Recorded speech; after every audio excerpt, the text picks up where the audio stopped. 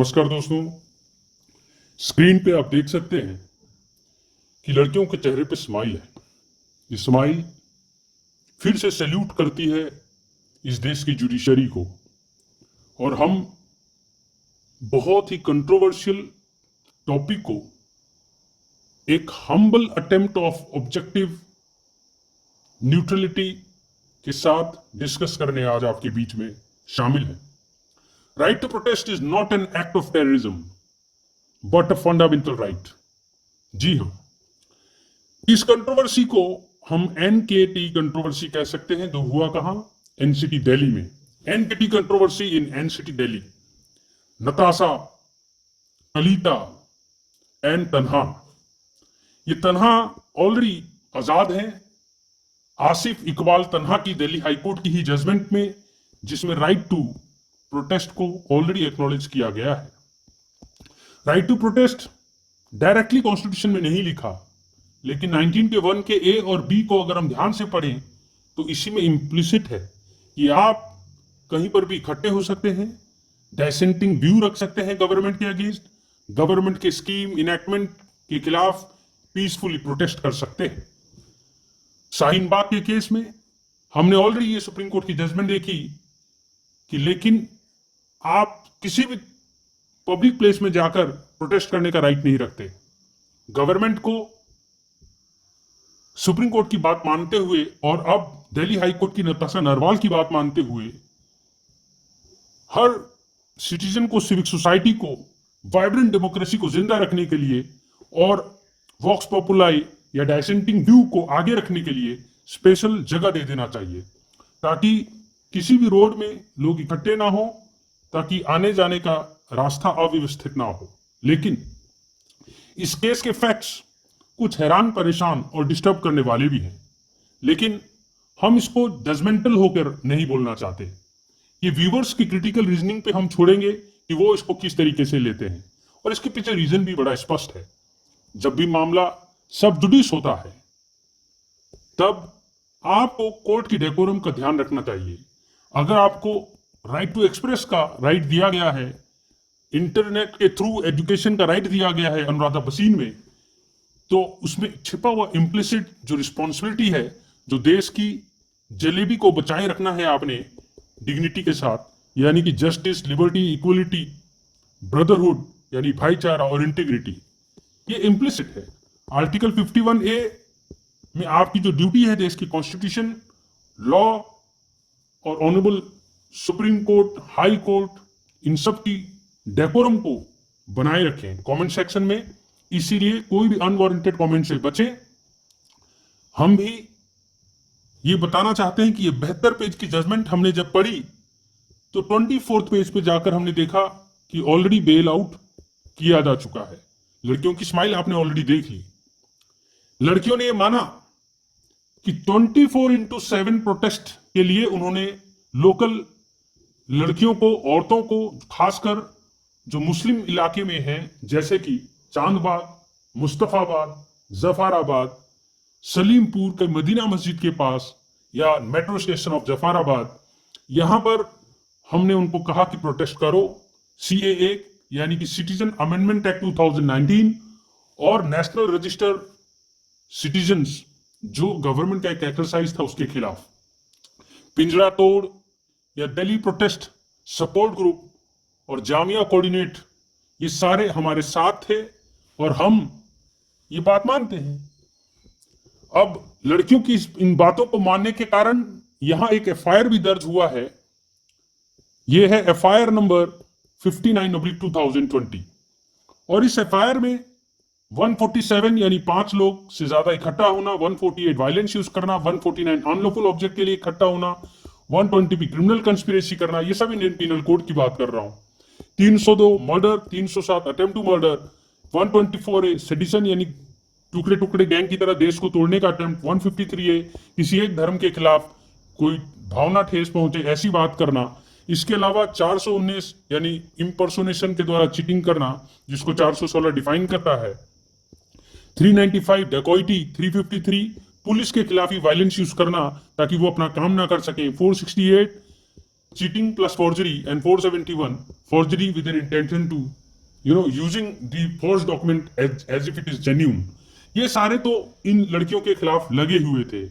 इसके अलावा जो तोड़फोड़ हुई थी, इसके कारण सेक्शन 3 और 4 ऑफ पीडीपी एक्ट यानी पब्लिक डैमेज प्रॉपर्टी एक्ट भी लगा हुआ था। इसके अलावा अगर आप 24 पेज के जजमेंट के बाद जो 3 गुना और जजमेंट है यानी 72 पेज, उसके बाकी पेजेस को देखें तो ऑनरेबल हाई कोर्ट ने केवल स्क्रीनशॉट्स और व्हाट्सएप के चैट जो कि चार्जशीट के साथ शामिल हैं उनको शेयर किया है। इस शेयर करने के पीछे भी एक आइडिया है। ये आइडिया ये है कि आपका बतौर एज ए सिविक सोसाइटी ये राइट है, राइट टू इंफॉर्मेशन के अंदर, राइट टू नो के अंदर, ये राइट है आपका कि कोर्ट में जो हो रहा है वो ट्रांसपेरेंट हो। इसीलिए सेक्शन 153B सीपीसी और सेक्शन 327 सीआरपीसी कोर्ट की प्रोसीडिंग को ओपन कोर्ट बनाता है, एक्सेप्ट फैमिली प्रोसीडिंग या कुछ और इसी को एक्सटेंशन देते हुए ये सारी चीजें आपको प्रोवाइड कर दी गई हैं। हमने जब इनको पढ़ा तो कुछ चीजों से हम भी परेशान हुए, डिस्टर्ब हुए, लेकिन हमें ये नहीं भूलना है कि अभी पी गोपालकृष्णन सुप्रीम कोर्ट की गाइडलाइन के तहत सेक्शन 207 में ये डॉक्यूमेंट्स इन तीनों लड़कियों को प्रोवाइड ही नहीं हुए ताकि वो अपना डिफेंस कर सकें। तो ये मेरिट की बातें हैं, इसीलिए इनको ज्यादा तवज्जो नहीं दिया जा सकता। इसके अलावा अनवर की गाइडलाइन, साफी की गाइडलाइन और अर्जुन पंडित की गाइडलाइन के तहत सेक्शन 65B 2 और 4 के तहत इनकी एविडेंस एक्ट के तहत और आईटी एक्ट के तहत इनके एविडेंसरी वैल्यू अभी ट्रायल कोर्ट को डिसाइड करना है। इसीलिए हम अपनी टिप्पणी देने से बचें। फिर भी कुछ हद तक मैं आपको बताना चाहता हूं ये था क्या कंट्रोवर्सी। 16 और 17/2/2020 आपको ये दिन याद होगा। डोनाल्ड ट्रंप बहुत ही फेमस थे, the then president of America, Bharat में आने वाले थे।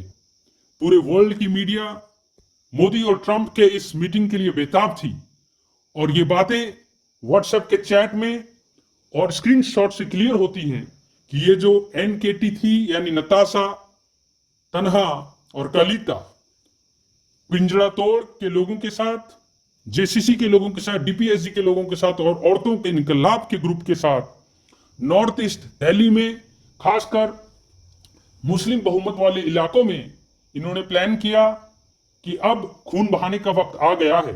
ये सारी लैंग्वेज मैं फिर as a matter of caution और एज ए डिस्क्लेमर आपको कह दूं कि हमारी नहीं है। हम आपके ऑब्जेक्टिव एनालिसिस के लिए, क्रिटिकल थिंकिंग के लिए आप पे छोड़ते हैं।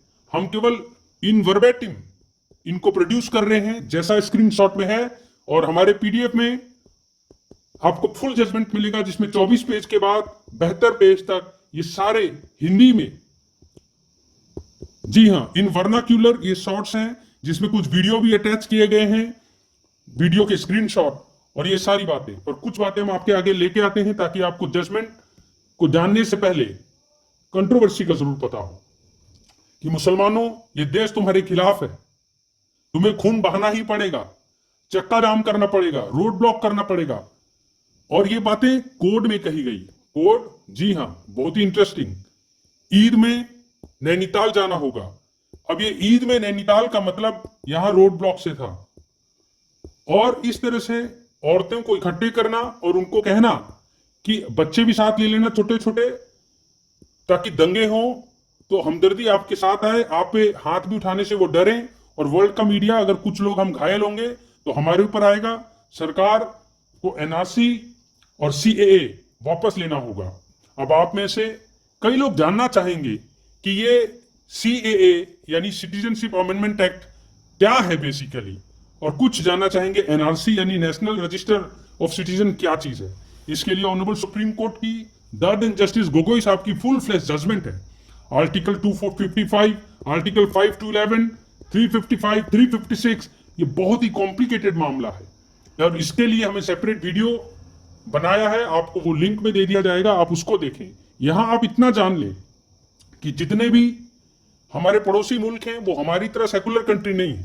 पाकिस्तान, बांग्लादेश, ये सारे इस्लामिक कॉन्स्टिट्यूशन है। पाकिस्तान में even section 295C Pakistan penal code, जो कि काफी हद तक इंडियन पिनल कोड के पेरीमेट्रिया है, क्योंकि सब कॉमनवेल्थ यानी कि अंग्रेजों के कॉलोनी रह चुके हैं तो ऑलमोस्ट एक जैसा कानून है। लेकिन 295C में ब्लेस्फेमी में अनलाइक इंडिया वहां फांसी की सजा है कुरान के खिलाफ कुछ बोलने के लिए। और ज्यादातर इसमें माइनॉरिटीज, क्रिश्चियन या हिंदुओं को विक्टिमाइज किया जाता है छोटे से लैंड डिस्प्यूट्स को लेकर।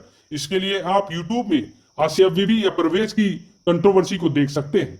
हैरानी की बात यह है कि केवल एक मुस्लिम जज ही 295C में प्रिजाइड ओवर कर सकता है। आपको बता दें, भगवान दास पाकिस्तान सुप्रीम कोर्ट के चीफ जस्टिस बने हैं और यहां तक कि सुमन लता नाम की लड़की पाकिस्तान में जज बनी है, लेकिन 295C को प्रिजाइड ओवर वो नहीं कर सकती। इससे पता चलता है, डेटा ये बताते हैं कि 23% से 3% हो गए हिंदू पाकिस्तान में। और ये सारे डाटा की एक्सट्रापोलेशन हमारी नहीं है, हमें कोई सरोकार नहीं है, ये सारी डाटा गूगल से लिए गए हैं। और बांग्लादेश में भी कुछ इसी तरह का हाल है, अफगानिस्तान में भी कुछ इसी तरह का हाल है। तो हमारी गवर्नमेंट को लगा कि इन लोगों को सिटीजनशिप देना चाहिए और इसमें मुस्लिम वर्ड नहीं लिखा गया और बाकी सारे धर्म के जो परसिक्यूटेड है उनको कहा यहां आए। इसके लिए कई रीजन दिए गए कि मुस्लिम कंट्री 58 हैं, लेकिन क्रिश्चियन कंट्री भी तो 96 हैं। आउट ऑफ 196 कंट्री में से ये डाटा है। हिंदू कंट्री वर्ल्ड में एक भी नहीं है, पहले नेपाल हुआ करता था, वो भी नहीं है। कुछ भी जस्टिफाइबल हो, मगर ये बात आर्टिकल 14 के तहत वायलेटिव है। इक्वलिटी के क्लॉज को, इंटेलिजिबल डिफरेंशिया को, रीजनेबल नेक्सस को वायलेटिव कहती है। और इन्हीं मुद्दों को लेकर कई इंटेलेक्चुअल ग्रुप्स और एनजीओज ने supreme court, honourable supreme court का दरवाजा खटखटाया है, क्योंकि ये मामला अब भी सब जुडिस है। चाहे वो फार्मर बिल हो, चाहे 370, चाहे वो शाहीन बाग की कंट्रोवर्सी हो, चाहे टूल किट की। मैं आप लोगों से एक ही गुजारिश करूंगा कि जब भी इस तरह की बातें करते हैं तो पॉलिमिक्स ना खेलें। अगर आपको पॉलिमिक्स खेलना है तो आप अपने पसंदीदा चैनल, चाहे वो जी हो, चाहे एनडीटीवी, अपने अपने बेंट ऑफ माइंड से या प्रवीश या सुधीर को देख सकते हैं, बरखा दत्त को या बीबीसी चैनल को देख सकते हैं। हम यहाँ पॉलिमिक्स या कंट्रोवर्सी क्रिएट नहीं करना चाहते। हम किसी भी तरीके के एरिस्टिक यानी जीतने वाली आर्गुमेंट पे जोर नहीं देते। हम कैजुस्टिकल आर्गुमेंट यानी सोसाइटी के मिसोजिनिस्ट, पेट्रियार्कल या स्टीरियोटाइप थिंकिंग को बढ़ावा नहीं देते। हम केवल आर्टिकल 51A के H के तहत साइंटिफिक टेम्परामेंट को बढ़ावा देते हैं और हम कॉन्स्टिट्यूशनल मोरालिटी पे बिलीव करते हैं। इन रिस्पॉन्सिबिलिटीज को समझते हुए ही हम ये वीडियो बनाते हैं, लेकिन इसका मतलब ये नहीं कि हम ट्रुथ को इस तरह पेश ना करें और अपनी तरफ से हम उसको मैनिपुलेट करें, मैन्यूवर करें और पॉलिमिक्स क्रिएट करें या प्रोपोगंडा बनाएं। इसीलिए आप लोग भी अपना संयम बरतें, कमेंट सेक्शन में अपने सब्जेक्टिव ओपिनियन ना दें। ऑब्जेक्टिव ओपिनियन और क्रिटिकल एनालिसिस और कंस्ट्रक्टिव थिंकिंग हमारे को पसंद है, लेकिन स्केप्टिक होकर डिबंक करना किसी भी आइडिया को गलत है।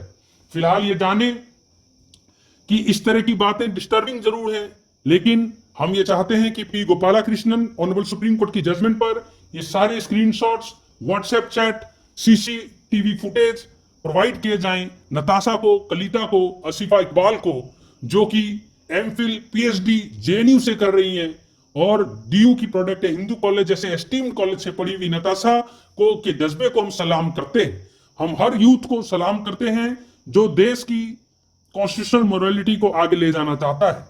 हम हर तरह से प्रोटेस्ट के सपोर्ट में हैं और आगे तो ऑनरेबल दिल्ली हाई कोर्ट के आगे पब्लिक प्रोसिक्यूटर यही चाहते थे कि केवल सेक्शन 43 के डी के 5th पार्ट पे इसी तरीके से जज साहब कन्विंस हो जाए और ये मान लें कि चैप्टर 4 या 6 में लड़कियां इन्वॉल्व है। 6 तो नहीं लगाया, टेररिज्म को डिफाइन करता ये भी। 4 लगाया और 4 के 3 चीजों को लगाया, 15, 17, 18, जिसको TRP के फॉर्मूले से। TRP तो बहुत अर्नब गोस्वामी के केस से आपको याद ही होगा, मीडिया की TRP के लिए सारा प्रोपोगंडा होता है। हमें ना आपका लाइक चाहिए, ना आपका सब्सक्राइब चाहिए, ना आपकी TRP चाहिए। हमें केवल आपको एक क्रिटिकल थिंकिंग देनी है जो इस देश की इंटीग्रिटी के लिए, हमारे मुसलमान भाइयों के लिए, हमारे हिंदू भाइयों के लिए, इस देश की सेकुलरिज्म के लिए, हमारे क्रिश्चियन, पारसी जो हमारे गेस्ट नहीं है, इस देश के असेट हैं, इस देश में 50,000 पारसी जितना देश को आगे लेके गए हैं। सिख कौम जो हमारे प्रेसिडेंट भी रहे और हमारे प्राइम मिनिस्टर भी रहे और इकोनॉमिस्ट भी रहे। हमारे आर्मी के जितने भी फौज में 40% हैं वो हमारे सिख कम्युनिटी, माइनॉरिटी कम्युनिटी से आते हैं। हमारे अब्दुल कलाम जी सबसे हमारे प्यारे रहे। हमारे को जाकिर नायक जैसे स्कॉलर से कोई प्रॉब्लम नहीं। हमें सदगुरु भी चाहिए, जाकिर नायक भी चाहिए। हमें किसी भी चीज को डिबंक नहीं करना। हमारा अटेम्प्ट केवल इन वीडियोस के तहत यही है कि आप लोगों का एक कंस्ट्रक्टिव थिंकिंग डेवलप हो। आप किसी के तोते ना बने, आप क्रिटिकल एनालिसिस करना सीखे। हमारी 3 जनरेशन ने ये होमवर्क नहीं किया, बारी है कि अब हम करें। हमारी जनरेशन एरिस्टिक आर्गुमेंट करती है, बस हम जीत जाएं, हमारी ईगो सेटिस्फाइड रहे, या हम कैजुइस्टिकल आर्गुमेंट करते हैं जो हमारे मिसोजिनिस्ट एटीट्यूड और स्टीरियोटाइप थिंकिंग से पनपती है। हम स्पीशियस आर्गुमेंट करते हैं जो सुनने में ठीक लगता है, बेसिकली गलत होता है। हम बरगलाते हैं, हम प्रोपोगंडा बनाते हैं, हम पोलेमिक बनाते हैं, आर्ट ऑफ रेजिंग कंट्रोवर्सी जिससे टीआरपी बढ़े। मगर ये भूख उनमें होती है जो इंप्रेस करना चाहते हैं, जो भीड़ जुटाना चाहते हैं। हमारे को इन सब चीजों में कोई इंटरेस्ट नहीं। हम चाहते हैं केवल आपको फैसिलिटेट करें आर्टिकल 51A(H) के लिए। आपका एक साइंटिफिक टेम्परामेंट हो, आप स्केप्टिक ना बने, हर चीज को डिबंक ना करें, आप नेगेटिव पैरानॉइड माइंडसेट से नहीं चलें, आप क्रिटिक ना बने, लेकिन आप बने कंस्ट्रक्टिव थिंकर, क्रिटिकल थिंकर। आप इस देश के प्रॉब्लम के सॉल्यूशन बने। नो डाउट कमियां हैं, चाहे वो फार्मर बिल है, परफेक्ट नहीं है। कमियां हैं, चाहे वो सीए है, परफेक्ट नहीं है। एनआरसी है, भाई कोई भी कानून जो 70% या 60% एटलीस्ट सिटीजन को अफेक्ट करता है, तो आप जुडिशियल इंपैक्ट असेसमेंट क्यों नहीं करते?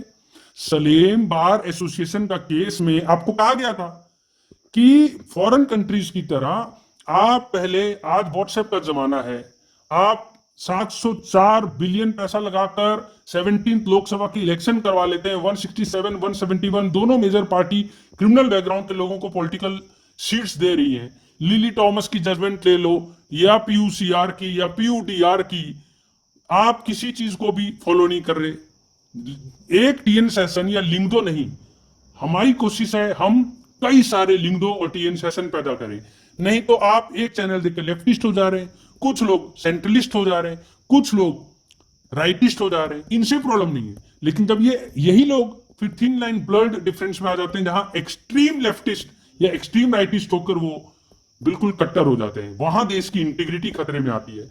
क्या कहा ऑनरेबल दिल्ली हाई कोर्ट में अनूप जयराम भांबानी ने कि जब आप बायस्ड होते हो तो आप जो थिन लाइन डिफरेंस होता है ना प्रोटेस्ट और टेररिस्ट एक्टिविटी के बीच में, वो आपको ब्लर्ड दिखता है, आप उसमें इधर घुस जाते हो। पीपी को क्या सपोर्ट कर रहा है? पीपी को सपोर्ट करता है सेक्शन 43 का डी का 5, तो वो उसी हिसाब से आर्गुमेंट करता है। और आपको सपोर्ट करता है फिट संजय चंद्रा का, गुड्डी कांति का, बालचंद स्टेट ऑफ राजस्थान का।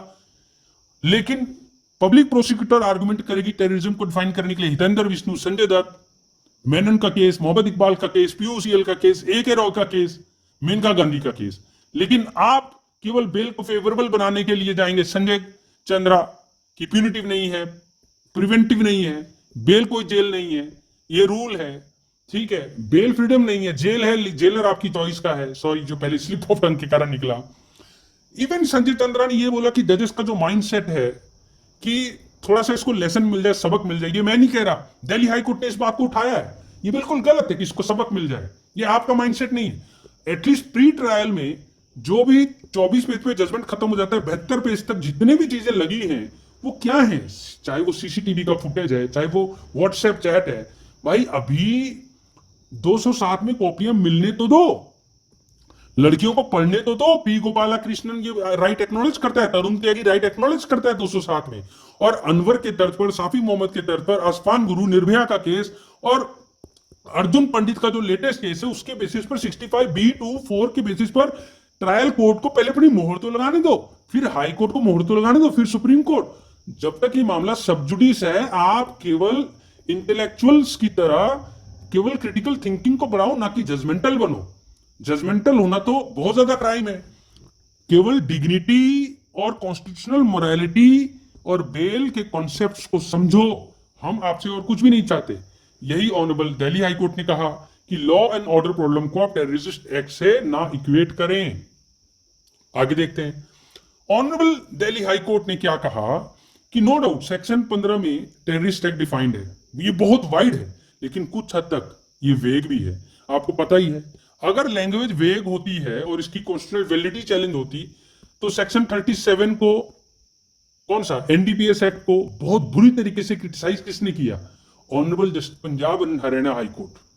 कमेंट सेक्शन में लिखें, वन ऑफ माय फेवरेट जज, बहुत ही बेहतर तरीके से कहा ये ट्विन टेस्ट ही अपने आप में फ्लॉड है, वेग है, लेकिन क्योंकि उनके आगे मैटर नहीं था इसकी कॉन्स्टिट्यूशनल वैलिडिटी का, तो उन्होंने जुडिशियल रिस्ट्रेंट भी रखा। क्या पता भविष्य में ये चैलेंज हो।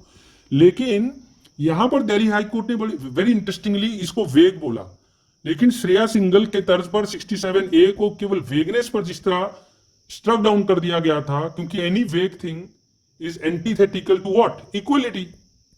ठीक है ना? और जो चीज भी एंटीथेटिकल टू इक्वलिटी होगा वो स्ट्रक डाउन ही होगा। फिलहाल आप देखें कि ऑनरेबल दिल्ली हाई कोर्ट फिर क्या कहती है। ऑनरेबल दिल्ली हाई कोर्ट ये कहती है कि डिफेंस ऑफ इंडिया पे प्रोफाउंड इंपैक्ट होना चाहिए किसी भी टेररिस्ट एक्टिविटी का। लड़कियां क्या कह रही हैं? यही कह रही है ना कि मुसलमानों खून बहाना होगा, चाकू, छुरी, पत्थर, पेट्रोल बम, डंडे, लाल मिर्च, ये सब लेके बच्चों को गोद में लेके आ जाओ, क्योंकि सरकार तुम्हारे खिलाफ है, ट्रंप जी आ रहे हैं, पूरे वर्ल्ड का मीडिया हम पर है, और अभी हमारे बच्चे गोद में होंगे तो पुलिस हम पे हाथ नहीं उठा पाएंगे, अगर हम घायल भी हो जाते हैं तो हमारे कोई सिंपैथी मिलेगा, सरकार झुक जाएगी। भाई ये सारी बातें गलत है, हम ये जस्टिफाई नहीं कर रहे, लेकिन आप इंटेलिजिबल डिफरेंशियल रीजनेबल नेक्सस में एक प्रिंसिपल होता है आर्टिकल 14 का कि भाई डिसप्रोपोर्शनेट ना हो कोई चीज। जो वर्ड है डिफेंस ऑफ इंडिया, उसको इतना वाइड मत कर दो कि जो भी सरकार को डिसटेस्टफुल लगे। क्या लगे? डिसटेस्टफुल। कोई भी डाइसेंट आपको पचे ना कि ये अंधभक्ति में क्यों नहीं बोल रहा, तो फिर आप मतलब उसके खिलाफ खड़े हो जाओ। देखो दिल्ली हाईकोर्ट बिल्कुल एक रिसर्च स्कॉलर की तरह आगे बढ़ती है, और आपके प्री के लिए भी ये क्वेश्चन इंपॉर्टेंट है। एंट्री 93 लिस्ट 1, ये कॉन्स्टिट्यूशन में आपको पता है 3 लिस्ट होती है 7 शेड्यूल में, मम्मी पापा, यानी कि पापा union list, mummy state list, और कुछ दोनों को दे दिया जाता है जिसमें दोनों के बच्चों का वाला इसको कॉन्करेंट लिस्ट। तो यहां पर लिस्ट 1 यानी यूनियन लिस्ट में एंट्री 93, इसमें कई सारी लिस्ट है, सबसे ज्यादा लिस्ट इसी में, उसमें डिफेंस ऑफ इंडिया वर्ड है। यूएपीए को तभी इन्वोक किया जा सकता है जब जो ये एक्ट है, जितना हमने अभी तक बात किया, बच्चों को गोद में लेना, लाल मिर्च उठा लेना, ठीक है, डंडे ले लेना, छुरी लेना, पत्थर लेना, पेट्रोल बम लेना, ये डिफेंस ऑफ इंडिया के खिलाफ हो। लेकिन जब ऐसा नहीं होगा तो नॉर्मल पीनल लॉ ही लगेगा। ये बात तन्हा मैंने तभी इसको क्यों, मैंने शुरू में ही आपको क्या बोला, शुरू में मैंने बोला ये बेसिकली 3 लड़कियां हैं। एनसीटी दिल्ली में ये एनकेटी का कंट्रोवर्सी है। कौन सा कंट्रोवर्सी है? एनकेटी कंट्रोवर्सी इन एनसीटी दिल्ली। ठीक है, अभी हम इन दोनों को डील कर रहे हैं, लेकिन तन्हा का जो केस था जिसमें राइट टू प्रोटेस्ट को एक्नॉलेज किया, उसके पैरा 47 में ये बातें ऑलरेडी बोल दी गई थी, उसको रीआइटरेट किया है। तो इसीलिए ऑनरेबल दिल्ली हाई कोर्ट ने ये कहा कि हमारे ओपिनियन में यूएपीए को बनाने का जो ऑब्जेक्ट था वो डिफेंस ऑफ इंडिया जब तक खतरे में नहीं आता तब तक इन्वोक नहीं करना चाहिए।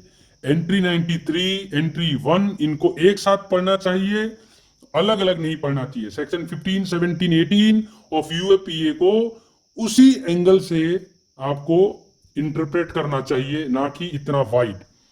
9th टेक अवे में क्या बोला कि usual offences no matter how grave, egregious और हीनस, आपका दिल खोल जाता है। मैंने आपको पहली जो चैट पढ़े, किसी भी सिविक सोसाइटी का जो देश से प्यार करता है उसको बुरा लगेगा कि जेएनयू के स्टूडेंट से हम ये उम्मीद नहीं करते, लेकिन इसका ये मतलब नहीं उनका राइट टू प्रोटेस्ट नहीं है, उनका ये मतलब नहीं है कि उनका आर्टिकल 19 का 1 का ए और बी आप छीन लोगे।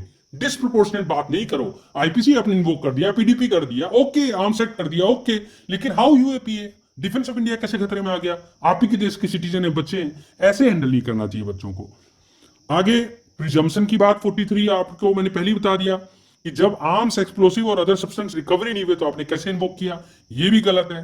और चैप्टर 4 को जब तक इन्वोक, चैप्टर 4 और 6 में मैंने क्या कहा था, चैप्टर 4 एंड 6 ये दोनों आ गए तो खतरनाक हो जाता है। पब्लिक प्रोसिक्यूटर लेकिन खुश हो जाता है, 43 के डी के 5 के अंदर फिर बेल ही नहीं मिल सकता। लेकिन इसके लिए भी तो टेररिज्म एक्ट आना चाहिए ना। टेररिस्ट एक्टिविटी और कंस्पिरेसी, लेकिन संजय दत्त और बाकी केसेस में हमने समझ ही लिया। ठीक है, बर्डन किसके ऊपर होगा प्राइमा फेसी केस को प्रूव करने का? ये बर्डन प्रोसिक्यूशन के ऊपर होगा। 43D का 5 के ऊपर आंख बंद करके लाई नहीं करा सकते आप, पहले प्राइमा फेसी आप वो तो करो एस्टेब्लिश। तो दोस्तों, इसके साथ ही हम आपसे अलविदा लेते हैं। वापस आपसे गुजारिश करते हैं, प्लीज किसी भी बात को दिल पे ना लें, सिविक सोसाइटी की तरह लें।